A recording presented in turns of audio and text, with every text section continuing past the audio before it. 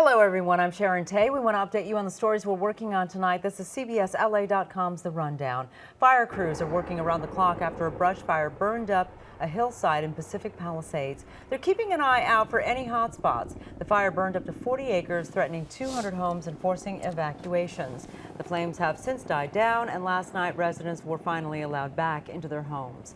A shooting at a Bay Area high school turned out to be the result of a fight between two students. Police say a 16-year-old student was shot by a 17-year-old this morning in Santa Rosa. The victim expected to be okay. The shooting suspect was arrested. The school and two others were put on lockdown, but those lockdowns were lifted shortly afterwards.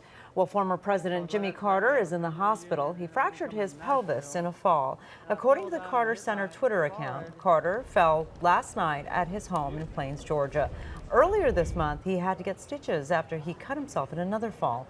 According to the Carter Center, the 95-year-old is in good spirits and plans to recover at home.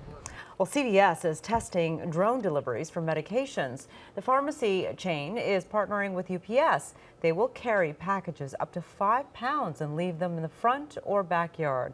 CVS and UPS haven't said when or where those deliveries will begin.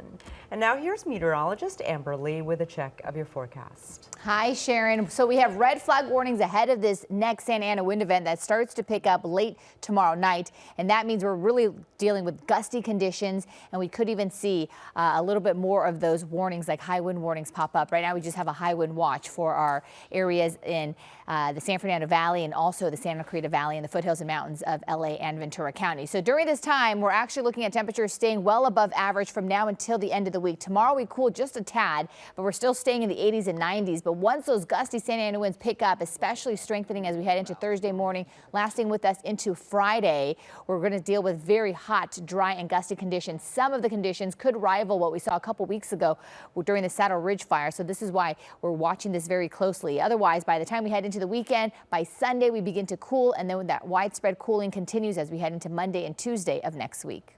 All right, good to know, Amber. Thank you. Join us on CBS 2 News at 5, 6, and 11 for the latest on your weather forecast and all of our top stories.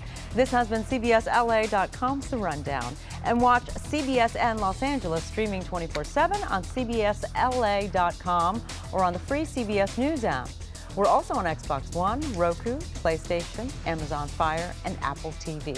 For Amber Lee, I'm Sharon Tay. Have a great evening, everyone.